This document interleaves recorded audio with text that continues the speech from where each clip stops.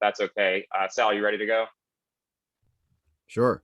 All right, so let's just start by warming ourselves up, warming up the crowd. I want you to tell us, what did you do this morning before the fireside chat? Give us a little play-by-play of your day so far. I might have some follow-up questions too. Oh, it's not that interesting. Oh, I uh we watched actually last night. I'll start with last night because it affected this morning. My wife and I, we finally had, the kids were fully in bed by 10 o'clock, and so, which is a little later than we like. And then we watched that movie that everyone was talking about, Sound of Metal, mm, um, which was good, thought provoking. And then, but it was, we slept late, so I woke up later than I normally like to. But yeah, I start my morning. I religiously make my bed. I great. do take a cold shower, which I guess is noteworthy. Okay. Uh, and Making the bed is noteworthy too. making the bed is noteworthy. Yeah, cold shower is more jarring. But Yeah, then, yeah, drop my youngest at school. They're in person now. And amazing. then, yeah, uh, we had a discussion with at the team about what's our working policy going to be after COVID. So that, I'm sure the conversation having everywhere. And we also talked about, like, do bonuses make sense at Khan Academy? Do we Yeah, have bonuses? yeah, And then yeah, and I just got out of a meeting with a group for teachers about this peer-to-peer tutoring platform we're creating right. in all schools Yeah, around the world. I have some questions for you about that. Can I ask, in your opinion, do bonuses make sense? I think when Khan Academy started, my old job, many of y'all know I was an analyst at a hedge fund, and like, if there's, like, there's nonprofit, there's for profit, and there's like only for profit, and the hedge fund is like only for profit. Like, it's hard to, I can articulate another like social function it plays, but so there, the bonus is everything. Like, um that says who you are, so to speak. Uh, and I think when Khan Academy started, a lot of us who were joining Khan Academy actually were coming from the for-profit realm, and we immediately just assumed that, yeah, of course we should have a bonus that will be motivation. It provides some differentiation for folks, and we've had this policy in some flavor for 10 years now, 11 years. But when I even think about it myself, my most demoralizing time in my own conversation is when I talk to the board about, like, the bonus review. Like, I'm just happy when it's over. Like, y'all just decide. I don't want to think about it. That's not why I'm here. And it's made me think more and more, at least in a mission driven organization like Khan Academy. Um, if Yeah, it almost cheapens the Yeah, conversation a little bit, and it adds all sorts of complexity and overhead around calibrations and this and that, and through that process you might disappoint more people than make more people happy, disappoint good people. So yeah, I am kind of not sure. I'm sure if you don't do bonuses, then there'll be a whole other set of negatives there too. But it is an hmm, interesting question because so many of us have just taken it as granted that, oh yeah, bonuses are yeah, a good idea. yeah. Awesome. Well, thank you for indulging us in that play-by-play of your day and the follow-up. And now that we're here and we're warm, I'm going to formally welcome you, everyone. This is Sal Khan of Khan Academy, founder of the Khan Academy. He has a slew of other accomplishments and accolades. I'm not going to go into all of them in the interest of time. Everyone here can look them up after the talk if they want. And I want to get into it. And I want to just cover a range of a few topics. I'll give you a quick outline right now. I'm going to start with a couple of questions about your life and your experience, and how you got into doing what you're doing. Then I'm really excited to kind of geek out with you on education theory and ed tech, since that's currently what I'm focused on as an entrepreneur. And then I want to get some of your perspectives on current events and trends, and how the world is changing right now. And finally, I'll close with some fun questions and see if I can surprise you. I was told that you like to be surprised. Is that true? Yeah, all of these Okay, sound like fun questions. wonderful, great. Yeah, they are all fun questions. I don't mean to cheapen my other questions. You can think of the last section as a bonus, if you will. Um, so getting into the life section and your life experience, this one part of your story kind of stuck out to me. You described your high school classmates as a few just out of prison and a few bound for top universities. I had a very similar experience in my high school in a suburb of Chicago. We had this so-called achievement gap, and it was talked about all the time by the administration, and they were always trying different ways to improve it and fix it. And I participated in some like mixed honors courses there, where we had honor students and non-honor students in the same classroom. with a little bit of differentiated instruction. But it was just so hard, and it's such a hard problem to solve. And so I'm curious to get your take on this, having lived through it and now as an educator and as an ed tech pioneer. What are some of the biggest obstacles to closing this achievement gap? And of course, does Khan Academy have a role to play in this? And are there other technology solutions that have a role to play in this? Yeah, go ahead. Yeah, there's a lot in there. And you definitely, I always used to even think about it in high school because it sounded like we went to very similar high schools where what they do is, our high school was probably as almost as diverse as it gets from a socioeconomic point of view, from a parent education point of view, from a ethnic point of view, and the way that a lot of schools, sounds like your school did this too, is like, okay, based on some standardized test scores or teacher perception, let's take out of this class of about 500 kids every year, let's take about 30 of them, call them smart, and put them into kind of special classes. And then the rest of the school will kind, and then there's usually like a second level and a third level and fourth level, and that real sorting happens aggressively around middle school, and then it follows the kids through high school. But even in high school, I used to wonder, like, they do that sorting where all of a sudden they decide, let's say in 8th grade, these kids are ready to take algebra and everyone else is not ready to take algebra, but then they just stay at that same distance from each other. So it's not like they're expecting these kids to learn faster. They're learning at the exact same pace, or at least the prescribed pace is. It's just shifted.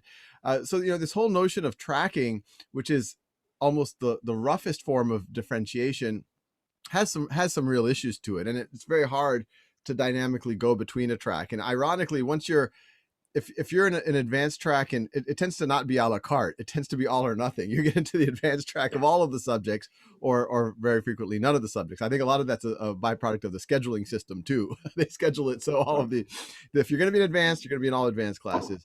But we know that system actually doesn't even work for all the advanced kids. That advanced, I'm going to use everything in air quotes, because there's 30 kids, all have 30 different gaps. Every teacher knows, how do I address those needs? And then what I saw in my high school, I used to be very active in the, I guess you could say, student tutoring. I used to, run the club that would tutor peers. I saw and my school, to their credit, actually forced every kid in high school to go through our tutoring program. So they gave us a lot of responsibility, that this was like part of the school.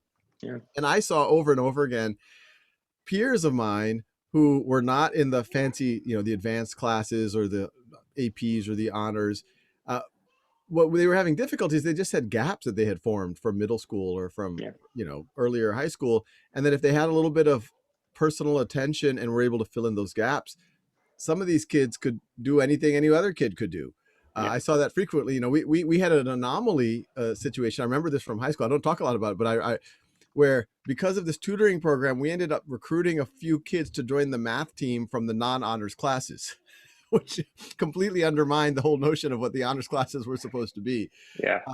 And so and I saw that in college too, that, even kids with very strong SAT scores, et cetera, sometimes they struggle because of this phenomenon of gaps. And I saw this with my cousins when I started tutoring them. And so one of the central ideas of Khan Academy, and frankly, everything that I've been working on and we've been working on, is, are there ways to provide resources, tools to differentiate, to personalize? This has always been the gold standard in education, but if you're one teacher with 30 kids, it is very, very, very hard to do. And frankly, the way that a lot of middle income or affluent families have handled this issue is they get extra support at home through tutoring or through their parents or a peer helping them. But there's this problem is happening everywhere. And so, yeah, that's been from day one, even when I was tutoring my cousins and making software for them, kind of the key thing to try to solve for. Is there a way to just reach people where they are and fill in gaps they have and allow them to learn at their own pace? Yeah. You talked about day one. I wanted to ask you about this. And the more I learn about you, the more that I realize that education is like this thread that goes all the way back in your life. You just mentioned tutoring in high school, bringing kids onto the math team. I heard about this. You mentioned the software you wrote for your cousins. It's like, was that the Math Planet thing or Planet Math thing? I should have kept the domain name, but Math Planet was actually in 2000. And I'm surprised you even heard of that. You're reading some like deep background research. But this was between my junior senior years in college. I got a research fellowship to my proposal was to write math software for kids who are traditionally not motivated. That was kind of Mm, my, I thought I could, and I did. I wrote this thing called Math Planet, and it bears some, at a, I guess this would have been 1997, 1996. It's a 1996 version of Khan Academy, a very yeah, basic version that I was able to put together over the summer. But yeah, and I got a couple of people to use it, and they liked it, but there was no way to really get yeah. real traction. But it's same idea. Give people practice, move them across along a kind of a knowledge tree so they can learn at their own time and pace, and things like that. Depending on how you like tell your story, either it's, oh, I worked at a hedge fund and then I kind of started tutoring and then I did some YouTube videos and it just sort of snowballed, or you could tell the story this other way of, I've always loved teaching. I've always been exploring new ways for people to learn. I've done tutoring. I've done this my entire life. Is there a moment you can point to where you knew that education was going to be your life's work? So, and it's interesting because what you just said is very interesting. It's something I think a lot about too. And I have to say, I'm probably crafty in how which narrative I give depending on the audience, because they're both true. Absolutely. They're based Hmm. on the same set of facts. Yeah, But I think I did quickly realize in the early, 2008, 2009, when Khan Academy, that the narrative of the gee whiz, I'm a hedge fund analyst, but my cousins, like, wow, like people like that story. It fits more of this like surprising journey that people find themselves in. And it right. was, I mean, there's truth to it too. Like, but to your question, uh, I was, I was always going back and forth in college. I always found it very like, for a while I said, maybe I want to be a professor. Like that seems like a lot of fun. But then the signals I got is it's all about the research you do. And I was interested in that, but I was actually more interested in the pedagogical side, on the teaching Yeah, side of things. I think my very practical South Asian upbringing, and my family was, I was raised by my mom. She was making pretty much minimum wage. So like I said I can't afford to be a school teacher, so to speak. Like I didn't even allow myself right. to think of doing that because it just was not financially. Um, if I'm gonna go to college and do all this stuff, I need to make decent money. Yeah, Uh, but yeah, I did. So a lot of what I ended up doing, I thought about being a professor at some point, but the incentive structure for professors isn't about teaching a lot, and it's actually changing a little bit. But um, and then I think I got rejected for a Rhodes Scholarship twice. Both times I did say I want to do a PhD in education, but they rejected me twice. And then when I one thing led to another. By the time I was working at the hedge fund, I was telling myself that I was going to work at a hedge fund long enough that I could be, quasi independently wealthy, and then I would start a school. That was my life journey that I would tell all my friends that like, look, this is just a means to an end. One day, I don't know when, I'm going to start a school. I would love to be like a Dumbledore figure. I have ideas about how you can do school differently that I think would be really compelling. So that is a thread. yeah, that makes sense. So you've always known, but there is maybe a moment, not necessarily a moment, you accidentally realize that your path to becoming Dumbledore is different than you imagined, shall we say. No, that's right. um, I mean, yeah. it was. I think I was always subconsciously looking for the path, Hmm. and because when my cousins needed help, I was like, oh, maybe this could be an interesting. Let me start tutoring them, and I started writing software for them because I was still interested in the stuff I was doing at Math Planet, and it was a different part of my brain that I was using than I was using at the hedge fund. I was able to use whatever non-atrophied coding skills I had at that point, and I was excited because I don't know, many of y'all have done more substantive projects, but I had been up to that point in my life. I'd done a lot of coding, I'd made a lot of projects, but no one was using any of the things that I Yeah. ever made. And just to even have, once I started working with a few cousins and word spread in my family, free tutoring was going on, and I was working with 10 or 15 cousins, I was like, I have a captive audience here. And honestly, just to even write a piece of software, obviously software can scale arbitrarily, but just to even say there's 15 real users of my product was really exciting for me. Like I don't think I had actually ever written a piece of software that has been consistently being used by more than 10 people. That was very exciting to me. And so but I think, as everyone here knows, if you can get quote product market fit in certain ways, at least in terms of impact, not clear what the business model was, it still isn't clear. I'm happy to talk about that, but it you're like, this could scale to an arbitrarily large number of people. And so that was the first time I'm like, there's something here, and I'm going to keep working on this until it becomes something that potentially is very impactful. But if it just impacts my cousins, it's worth doing. Yeah. Wow, that's great. I identify so strongly with so much of that there, and I want to dive into it so badly, but I'm going to force us to move on. You brought up starting a school, which is a good segue into the next section, education theory. I said I want to geek out with you on it. I hope that's okay, and I hope that's fun for the rest of the group.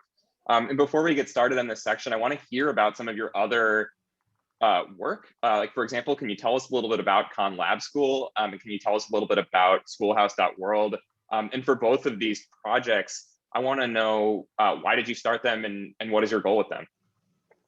Yeah, so if you rewind to about 2011, Khan Academy was starting to really get on a lot of folks' radar. We were getting a lot of national publicity, and I actually have to make a shout out to both Vishal and Jahanzeb, who are here, because in this journey of Khan Academy, they were the first two people who, like, I remember they reached out to me in, I believe it was the summer of 2010, saying, "Hey, we're doing this thing, collaboration on a tablet, all this, but we want to spend a day or two a week helping you because we." And I was like, wow, that's incredibly validating, because like, how did you even know about this thing, et cetera, et cetera. So in some ways, I view them as co-founders and really helping this get off of the ground. But they were there right before Khan Academy started getting, right before Yeah, the Bill Gateses of the world and the Eric right. Schmidts of the world and the Ann and John Doers of the world started coming out and saying this is something that they're really excited about. But by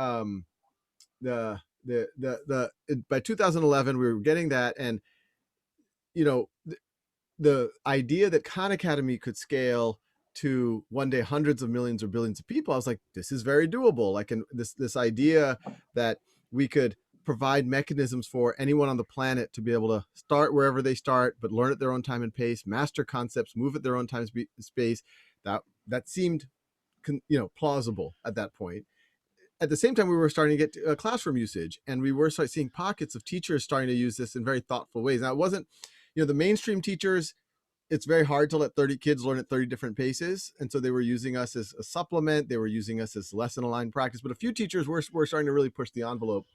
And so that's where I wrote One World Schoolhouse. Some book agents came out to me, can you write a book? And at first I was like super skeptical of writing a book. I was like, I give away information online for free. Why should I work with a publisher? You guys are the problem. But it was actually a really good exercise to get all your thoughts in line. And in the One World Schoolhouse, I wrote, the first third of the book was, and why does the education system look the way it is today? And I love what y'all were talking about Carnegie and Rockefeller. And there's analogs in the education system that led to a lot of the things that we take for granted today, for better or for worse. The middle third of the book was, how did I fall into this? And this was the story of me tutoring Nadia, et cetera, et cetera. And then the last third of the book, it was, given the tools that are already at our disposal or likely to be at our disposal, and given the requirements of what life is going to be like in the next 50 years, what should the education system look like? So really a first principles reimagining. And there's some, shouldn't everyone be able to learn at their own time and pace? Shouldn't we be able to do to a mastery competency-based system? Traditional system, you sit in a chair long enough, do what you're told. They have a variable outcome, A, B, C, D, F. Competency-based system, doesn't matter how long you took it or where you did it, but do you know the material or not? And if you don't know the material, we're not going to give you a C. We're going to say, come back when you know the material. And then we'll say you've mastered it. And even questioning some very low-tech things. Couldn't you, why do we have summer vacation? We're not an agrarian civilization anymore. Why do kids get out of school at 3? That 3 to 6 period could be a huge source of inequity between the haves and the have-nots. We don't have a Leave It to Beaver society anymore, where there's kind of warm apple pie. Arguably, we probably never had a Leave It to Beaver society. Could you leverage peers to teach each other? One of the theses was that teenage angst, which we all are familiar with, is actually because through most of 200,000-300,000 years of human evolution, by the time you were 13 or 14, you had real responsibility. I mean, nature allows you to have children at that time. So clearly human beings are capable of significant responsibility at that age. But in our modern society, we treat them like children. They're only responsible for themselves. They have no real autonomy. And I think that's what leads to a lot of that angst and that desire to push back against adults. But what if you gave them real responsibility? You made them responsible for mentoring and tutoring and coaching younger children. Uh, what could that lead to? So that was all written, but I always knew it's one thing to write things, it's a whole other thing to put it into practice. So by 2014, my oldest child, I have three, my old Imran, he was entering kindergarten, and I thought, well, I'd be the biggest hypocrite if I'm writing books and giving talks about mastery learning and competency and all this, but I send my kid to the local decent public school. It's a good neighborhood. So that's when I started talking to some friends, a lot of colleagues at Khan Academy, and saying, why don't we start a school? And so that was the genesis of Khan Lab School. And then, I remember talking to the Khan Academy board saying, hey guys, just so you know, you might see me being the executive director of another thing, but it's really just kind of a homeschooling cooperative. And they were like, hold on a second, what is this thing? And I'm like, well, I kind of just want to implement the last third of One World Schoolhouse. And they're like, well, we see this as part of the vision, like the broader. I was like, okay. And so that it became it's a separate entity, but it was blessed by the Khan Academy. Yeah. And what's your goal with that? I want to do you want to, is it just one brick and mortar building right now? Do you want there to be more? So it's in a transition state, right? So it was started in 2014. We actually have our first graduates as we speak. Cool. So cool. Seniors, so to speak. And the idea when we started it was called a lab school. Can we really test out, try things? And then as we find things that are working, can we share those ideas with broader people? Can we spread them somehow? And it's still unclear how we're, the ways we want to do it, but the intent is, can we take pieces and other teachers can adopt it for part of their math curriculum or part of their English curriculum? Can they take our advisory, our coaching, mentoring that we do? There is increasing demand for us to open up more of these, which we've been pushing back. But now that the school is getting, it's been validated, honestly, there's not, what you see in school innovation is that there tends to be a lot of people willing to try interesting things K-8. And then at high school, everyone gets scared because they don't think their kids are going to go to college if they don't have traditional letter grades, or you're doing mastery based or project based. But our kids are doing very well getting into college, even though that wasn't the whole point. And so I think now there's going to be even more ability to spread. But the school right now is actually splitting. We were in a Google was very generous. Khan Academy is located in a Google office that they give us below market rate on. And then they allowed us to start the school on the first floor of that office. Cool. That school was in kind of and its outdoor space was a reclaimed parking lot and all of that. We just found a space, it's actually cheaper, where we're going to have a big field in Palo Alto for the K-8. And then this isn't public yet, but the high school is going to co-locate with a community college in Los Altos. Wow. Which is going to be very cool for a lot of reasons, because it really starts to blur the lines between high school and college and what's possible there. But yeah, what the intent, and the high school is also starting an online school, so that also goes to fantastic, this notion of scale. So yeah, I'm hoping that KLS, Khan Lab School, can be a vector so that in, let's say, 20 years, not only are billions of folks using Khan Academy and can benefit from that, but it's now mainstream that schools look different, that the the seat time based system, the let's move everyone along on kind of a assembly line system, all of those things have been challenged, and some of what KLS does is mainstream. And then the last, the schoolhouse.world is a relatively recent thing where this time last year, we all know what happened. Schools closed physically. Khan Academy usage becomes significantly larger than normal. Normal times we have about 30 million learning minutes a day. We saw that grow to about 80, 85, 90 million learning minutes a day. But that was asynchronous. So what about the synchronous side? And there was always this dream that it goes back to the peer-to-peer. Like, couldn't we create a community where people teach each other and they get the human connection? And there's a lot of research about tutoring and even near peer tutors, things like that. And so, started reaching out to folks of like, say, can we build a prototype of this? And I did this outside of Khan Academy, where kids can say what they need, or not kids, people of any age can say what they need help on, and that volunteer tutors of, even high school students, but some of them could be professionals, folks like everyone here, can go and tutor those things. And by the end of the summer, it was kind of working, the prototype. So we got some real philanthropic funding, set up a new not-for-profit there, incorporated schoolhouse.world. And now we've there's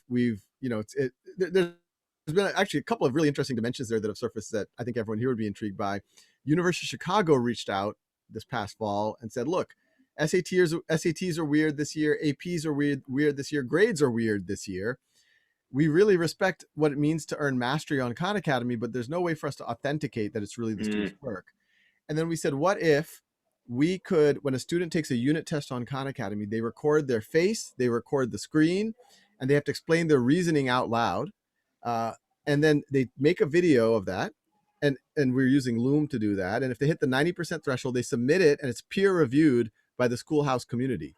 And wow. then the schoolhouse community gives a thumbs up. If it's your work, you didn't cheat, you got to 90%. And then on our transcript, we say, you know that material. And that does two things. It now provides a signal to people who care. Do you know the first unit of calculus? But it also qualifies you now to start your tutoring journey on that first unit of calculus. And University of Chicago was like, yes, this is what we want. And they actually used it in this last admission cycle.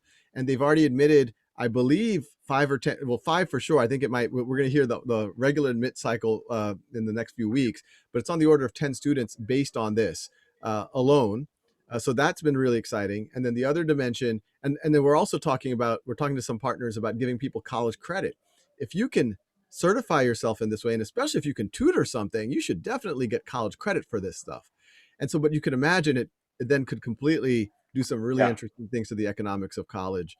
So yeah, there's some interesting things on the credential side that it touches on. That's amazing. That's such a cool use of that kind of distributed tutor workforce, using them for evaluation. And it makes me want to just go ahead and jump right ahead, because of course I have a question on evaluations. I have a friend who's a high school teacher in the New York public school system, and I asked him, hey, what would you ask Sal Khan if you could ask him? And the first thing out of his mouth was testing. Of course, it's like any teacher in a public school system is fed up with this, let's say, to put it lightly.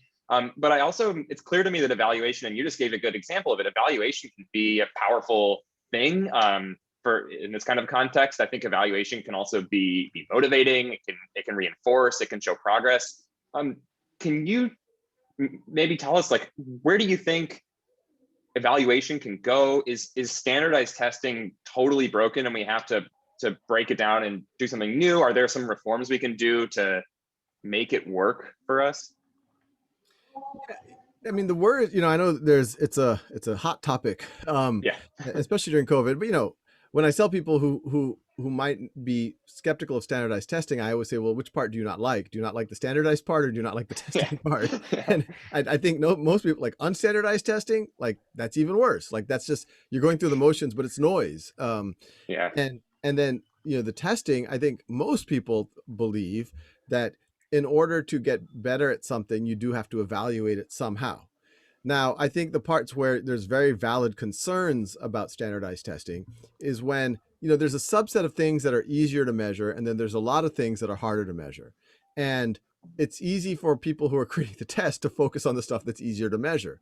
But then when that's the stuff that gets measured, then that's the stuff that everyone indexes on.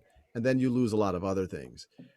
And when tests are structured as this high stakes one-time snapshot, it leads to all sorts of weird psychological pressures that I don't think anyone thinks are healthy. Like, for a high school student to say that one Saturday that I show up for my SAT is going to dictate who I am as a human being for the rest of my life. I've been telling cousins and stuff, no, it's not true.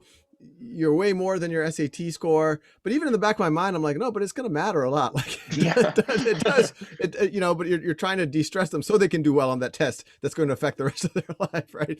But it's this very high stakes phenomena. And then when you think about standardized testing in the realm of when it's used for evaluating teachers or schools, there's so much bizarre, there's so many people in in the world, I would say, not just in education, who confuse correlation with causation. And it's like I could go into Yeah. a lot of that, but that's where we're. And then also, actually, probably the biggest one is if you're going through the trouble of, in a standardized way, measuring where people are, but in no way are you acting on it, like what's the point, right? Like you want to measure so that you can do something. But if you're doing a standardized test, you're like, oh, look, a fourth of my kids really aren't at grade level, but I'm going to promote them anyway because they passed their other classes and they're big now, which is literally the thought Yeah. process that goes on in schools. And I want to keep them with their friends. And these are actually all legitimate concerns. But then that kid gets promoted and then they're expected to learn the next grade level, even though they clearly haven't mastered the prerequisites. Yeah. But that's kind of all we know how to do. So I think there's a new regime of assessment that can occur. And what I just described, I think, is part of that, which is, and this is mastery learning, at a competency based assessment, which is when you feel you're ready, Am I we're ready? going to give you all the supports, as many How'd that supports happen? that you can have tutoring, you can have Khan Academy, hopefully you have in-person help within your classroom. But when you're ready, you can take the assessment, and if you do well, check, that material. If you didn't, not a big deal. You can come back in a week, you can come back in a month, and you can really know the material. It would make a huge difference. Yeah, that's amazing. The idea of not having this all or nothing thing is actually just makes me feel less stressed about it. One more question on these kind of education theory stuff and these pervasive challenges, and I want to get to something that I think is such a meaty problem that you've already talked about a lot. Mastery is probably the word you've said more than any other thus far in the conversation. Mastery is, I think it's easy for us to agree, is kind of the goal here, but it's hard to get mastery for a large and diverse group of people with differing needs and skills, right? That is, I think we can all agree, a really, really hard problem. And I think about this spectrum, and on one hand, you have completely self-directed learning, and then you have like one-on-one tutoring with an expert, right? And I think self-directed learning, it's hard to achieve mastery. Some people can do it. One-on-one learning, as you said, in your experience tutoring your cousin, anyone can do this. It's just sort of like about being there and motivating them and holding them accountable to filling in their gaps and keeping them on track. So you're building this software tool that can be applied in different ways, sort of like in different parts of the spectrum. But even like let's imagine self-directed learning, somebody consuming content on Khan Academy. It's even if all the content is there and all the content is perfect, a lot of people probably still won't achieve mastery. Like, how can we build software tools that close this gap, that allow us to take something that's closer to self-directed, that scales as well as self-directed, and make it better, bring it as close as possible to 100% mastery in a context that is almost entirely self-directed, like Khan Academy? Yeah, and I think this is the ultimate question, because someone even pre-Khan Academy, if you're hyper motivated, and I think probably many of the people here were in this category, you could literally get a textbook. Yeah. And you can, yeah. And we've all done that back in the 90s and 80s. Like we found a textbook and we're like, I'm going to figure this out. And, frankly, in the 80s and 90s and before, the people who are disproportionately successful were the people who are capable of doing that with a textbook, which is not, it's a certain art to do it. Now, Khan Academy and MOOCs lowers that threshold considerably, makes it much easier. If you're motivated to self-learn, makes it much easier than having to go to the library or to buy a $150 calculus textbook and somehow try to power through it, and you're not getting feedback. You're looking at, they have a couple of answers at the back of the book, things like that. And so it's just a question of what extra layers and supports and motivational mechanics can you throw on it, right? In the pure software, I think Khan Academy has a lot that it can do. It's done some of it, but I think we have a long way in front of us about, smart nudges that we can do to students. I'm sure this group could brainstorm 100 different cool things that we could eventually do. It sends you a text at the right message at the right time, just when to make you engage. Good game mechanics. One thing that we're talking about at Khan Academy now, we haven't implemented, is this notion of proximal personalization, which is you want to work on something. Let's say you want to do a grade level standard, but you're struggling. How do we back you up right in service to that standard, as opposed to saying you have to do all of math going up to that to make sure you have no gaps. And then, this is why we've always thought the classroom is very important, because the teacher, the peers are one of the most important frameworks for making sure that you are engaged, even where you might not want to be initially. Now, I actually do think most human beings are naturally motivated and curious, but they fall out of the system to protect their self-esteem because things aren't making sense anymore, because they have so many gaps. So I think it's a twofold there. But I think there's another side of mastery, which is if we really want people to master things, we also have to be more thoughtful about what we're expecting. because right now, we have the scope creep, and this happens in every organization, but it definitely happens in education, where everyone says, well, I care about synthetic division, and I care about non-Euclidean geometry, and I care about conic sections, and kids need to know how to multiply matrices. And I've just listed like several of these things. I'm like, why is that in the high school curriculum right now, given the fact that when 70% of American kids go to community college, 65% in the Cal State system, they have to take remedial math. Remedial math, the colleges are saying, like, you've gone through all of these classes, you've sat in classes that are trying to teach you conic sections and fancy synthetic division, but then when you go to even the Cal State system, 65%, they're saying you're not even ready yet to learn algebra. So the great majority of kids are having to remediate at the 6th or 7th grade level because of this lack of mastery-based learning. And if over their high school experiences, if the system just made sure that they truly mastered what I would call kind of algebra 1.5, like, then these kids would have had much better outcomes in life. And I see that even now. I sometimes I'll talk to a friend who has a PhD in biology, is doing, bio research, or they work at a biotech company, and they'll talk about something. And I'm like, oh, so you're talking about NAD in the Krebs cycle. And they're blown away. They're like, how do you know about NAD? You like do, and I'm like, no, I mean, it's high school biology, or, intro bio. And people have such low expectations of your actual mastery. Yeah. And I know it because I teach it and I've made videos about it and all that. But like, if that core of mathematics, kind of like the core of algebra, maybe a core of statistics, and then if you really mastered high school and early college, like freshman level biochemistry, physics, at least on the STEM side, you are very educated. Like, you're going to be, you will seem like a genius at dinner parties if you truly remembered the aldol reaction from organic chemistry. Like, you will be a genius. And I think that's where there's a whole, I think, opportunity to rethink all of that stuff that tries to get thrown into the basket. Reducing scope and focusing on mastery of a smaller scope is a really promising idea. I love that. I want to move on to my trends and current events section. There's a good segue in there. You talked about community college.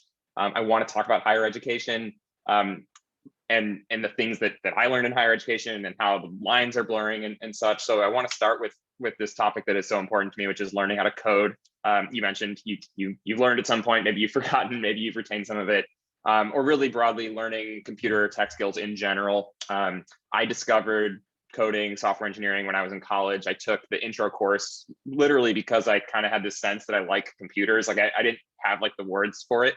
And it's pretty crazy that I wasn't exposed to it earlier. And I want to ask, how can we fix this? What are some organizations that are going beyond, above and beyond, that are doing great work here? And I know Khan Academy has coding courses, which is awesome. I've sent them to friends that want to learn how to code, and they've actually done very well with them. How can we bring coding education earlier in school? How can should everyone be exposed to it in the way math is right now? How young is too young? I joke that I'm going to be teaching my daughter how to code at age 1. Is that too young? What do you think about this? Teaching our kids how to program computers broadly.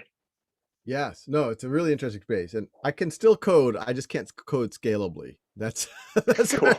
I can make a prototype of anything, but now I look at like AWS and Kubernetes, and I'm like, what? Now I feel like an old man on this type of stuff. But I can make a prototype of anything, so I'm very proud. I can still code. That's great. But the I think it's a very valuable skill. I think what's important is not everyone is gonna code. We know that, but everyone should know what is doable, what types of problems can be solved with code.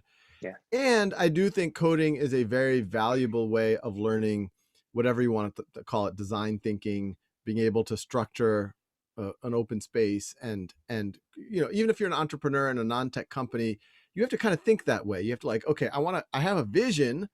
How can I put various pieces together to form that vision? And coding is a great environment to doing that because it's less messy in certain ways than, even if you're doing something like you're trying to build a robot or mechanical engineering or all. That's one of the appeals that I always had to it. Like, I remember when I was doing some of my electrical engineering courses, I'd spend hours and I realized I'd have to press on that wire a little bit harder because it was just a physical connection.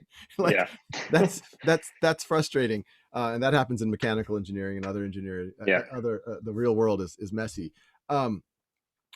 I think the way you do it, this was one of the theories behind what the Khan Academy coding platform which we launched back in 2000 and I want to say 2012, is we felt that coding was being taught in too much of a reductionist way. That like, imagine if art class, the first 2 years of art class was like the theory of like mixing colors or how to wash your how to wash your brush, and you don't actually get to paint Right. things that you want to paint for like 2 years or 3 years. And honestly, I think math has the same problem. Yeah. Like the creative side of math comes much later than the toolkit side of math. But we definitely see that in coding. Most intro coding classes are this is a conditional, this is a for, Right. these are loops, this is how you do, and it almost like it doesn't. Well, most of, I would say all of us who really started coding coded before we had a traditional class, and we always coded with a vision like, I want to make a game, or I want to make a fun blah blah blah Yeah. blah. And then you just power through some manuals and you're like, okay, I'm gonna figure out what is there that I can make this thing. And that is a much better way to learn how to code. And you do end up learning everything. You might do the first version with a bunch of like go-to statements in basic and whatever else, and then you're like, oh, there's these things called procedures. Oh, why is it running so slow? Oh, I could compile it. Like, you learn all the concepts later on.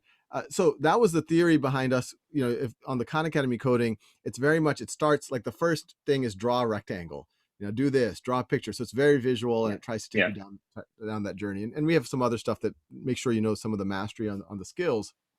Um, I think if students start getting exposed to it in elementary school, that's a huge leg up. Yeah. So 1 years old, probably not needed. Uh, but, and then there are these apps and games that actually Yeah. can do it for pretty young kids, where you can essentially give instructions to a little worm or something, and it Right. kind of like Logo did Yeah. back in the day. Yeah. And there's apps that, I don't know whether that's going to make a huge difference for young children, but I think once you get into elementary school, it's what's nice about elementary school is I think the kids are completely capable of it, especially if you lean on the creative side of it versus Mhm. the like, this is the syntax. But they'll learn the syntax because they want to make something. And it's also before people's self-perception is hardwired. I've seen some research that people start really having like an internal narrative of who they are in the Mhm. world by about 7 or 8, and it gets hardens by about 12 or 13. And I saw that with Nadia back in the day. So Yeah. I'm very, like my kids, my oldest is 12, my youngest is 6. I definitely, I'm careful when I see them saying negative things about themselves or unproductive things about themselves. Mhm. Because I'm like, this is my Yeah. window. Like, if I don't Yeah. if I don't go Yeah. in there now, by the time they're 16, I don't think it's gonna be a lot harder. Yeah. I want to talk about the other end of it. Like, I guess broadly, retraining the workforce is a hot topic right now as well. I'm really fascinated by this phenomenon of coding boot camps. They weren't around when I was graduating, but they certainly have taken off since. And I think they're really awesome in a way that they've distilled down this core set of things you need to be a professional in this space. And companies feel differently. Some are warm on them, some are cold on them. But I really do see them as this vital piece of the puzzle here. Do you think we're looking long term at like a new trend of smaller, more focused degrees that are more bite sized and more, piecemeal throughout one's career? Or do you think we're looking at kind of like a wedge solution that's solving this like urgent supply need right now? I think you're seeing more of the former. Between, there's a couple of trends. There's a coding boot camps that you talk about, and Hmm. there's kids who graduate from some of the top universities in the world, and they're feeling underutilized or Yeah. underenthused, and then they go to the coding boot camps, and then you have the career changers, and then we all know there's people who didn't even have a high school diploma who are getting great careers Yeah. in coding now because they're really good at it.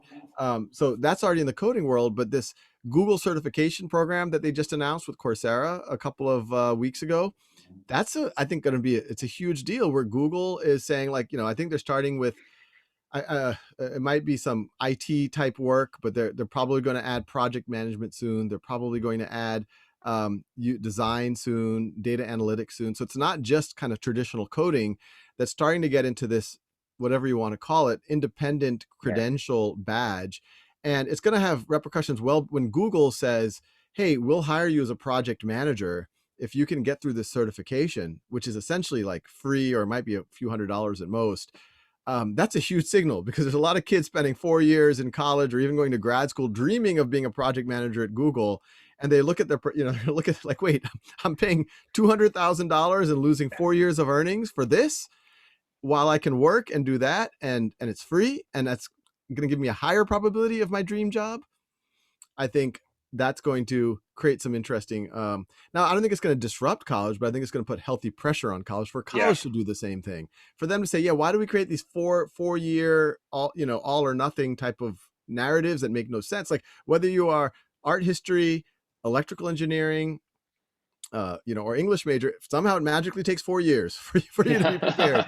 Like it makes no sense. So I think these things are going to really, really challenge that. And I suspect, if you go, when I think about my oldest, who's 12 years old, when he's of college age, I think there's going to be very clear, and he is somewhat stereotypically like already like a hardcore coder, and like I'm also trying to think about like all of the for-profit wealth that I passed up on starting Khan Academy. I've now projected onto him. I'm not going to be able to buy the beach house, Imran, but if we'll do a couple of things together, and maybe by 25 you'll buy us the beach house. Yeah. But but I think when he goes to college in 5 years, it's going to be very much of an optional thing from an economic point of view, and the decision around going to college will be much more around, do you think that will be a nice life experience for you? Yeah. And then I think the colleges themselves, if they're smart, are going to index more on what can we uniquely offer on that life experience side that you're not going to get in a boot camp, or you're not going to get in a MOOC or something like that. Yeah. Totally. All right, I know we have just 4 minutes left. I want to get into just my last couple of fun questions here. You are a legendary teacher. You may not think of yourself this way, but you do a lot of the Khan Academy courses yourself. I always refer to myself as legendary teacher. Great, good. Well, you can. I will allow you to do that. You can refer people to me. I want the privilege of having you teach me something, and by extension, the group. And as you know, you saw people in the chat earlier. I'm a new father of a 10-day-old girl, and so I'm learning a lot. And I was going to ask you about changing a diaper, but like I said, I think I've mastered that already. That's the fact that you already have analytics on it, and your analytics sound much better than mine. I mean, you said like 15 seconds. I'm like, it's like I usually need like a break halfway when I was changing diapers. Like I got one. I'm like, okay, like I've done the wiping. Now let me take a break. Yeah. All right, let me get. So I think I was like at like 5 minutes. So you're all right. So you're for dad. I mean, the resources that I have available to me, I mean, the YouTube videos, the MOOCs on diaper changing are incredible right now. I want to go like one level harder. There's this concept of swaddling a baby. I don't know if anyone knows what this is, but it's kind of a mystery to me. It's sort of counterintuitive. You wrap a baby up real tight and that calms them down. Can you teach the group how to swaddle a baby? Oh, well, it's been a while since I swaddled, but I think I understand. I think, the theory behind it, I mean, I think it's similar to like a weighted blanket. It feels like you're hugged, like you're secure. I think that's probably, you can imagine. And I mean, I always like to tie things to evolutionary, but I'm making up stuff, by the way. I haven't like read a research paper on this. Great. Good. When you think about evolutionary biology, like, swaddling helps. And then if you also think about it, it's, putting kids in cars when they're moving, they're less likely to cry. But when you think about it from an evolutionary biology point of view, that makes a lot of sense. Like if you're being hugged and you're feeling close, like you shouldn't be making noise. But if like no one is around you, even when you're like pre-sentient, maybe you're like 10 days old, it makes sense for you to be more agitated and make yourself known. Similarly, and you see this in like, animals when they're traveling, where they're getting on their mom's back and they're being moved, like that might not be the best time to act up, right? Right. Like, yeah. You're going to make it hard for your mom. You might be moving for a very good reason, find food, run away from being food. Don't be quiet then. And so anyway, that's my best theory. It's evolutionary biology. Unfortunately, you dodged my question. How do I do it? Oh, how do you take swaddle? A blanket? It's been like 10. No, my youngest is 6. So it's been about 5 years or 5.5 years since I swaddled. But no, I mean, if I remember, you put them on the thing, and then you put the one flap in, and then you tie that other one around really tight, and you tuck it back in. I think now there's stuff with Velcro. I don't think I could do it just based on that. There's stuff with Velcro that makes it even easier now. I don't think you even have to do what I just described. There are some high-tech ones. That's what I've managed to do. The pure blanket method is what I'm looking for. A detailed explanation, like, do you fold down the top corner? Do you fold down the top edge? go on. There's better than far more people, far more qualified than me on YouTube that I think can help you there. Okay. Last question for you, and just in 1 minute. Policy, right now, because there's a ton going on, education policy is not top of mind. I mean, it's still talked about a lot. If you had one dream policy reform, if you could like go to Congress and just whisper in everyone's ear and say, do this one thing, what would that be? Well, yeah, I'd probably make a little bit of a case that Khan Academy's budget is the budget of a large high school, but we're reaching a large chunk of the globe. Yeah. Our budget's about 60 million, which is a lot. I mean, for me now that support that, Yeah. but with philanthropy, but if it's a 5 trillion, just in the US, we spend $1 trillion a year. So I would try to say, hey, why don't you give a little bit of support for Khan Academy? But Yeah. substantively from a policy point of view, I would say if we could move to a competency-based system that's less based on seat time, I think that unlocks all sorts of innovation, including all the way through higher ed and jobs. Because what it does is once you define the competencies and how to achieve them, and if they're designed in a good way, then it completely opens up how people prepare folks for those competencies, and then it makes it very and then my second one would be make it very transparent on how effective different interventions are at preparing people for those competencies. And then I think natural dynamics would lead to more and more options and better options. Yeah, great answer. Well, thank you so much. I know we're at time, so it was a dream to talk to you. Thank you for answering these questions with me. Everyone, a round of applause. Thanks, Al, for coming. And oh no, thanks everyone. That was a lot of fun. yeah.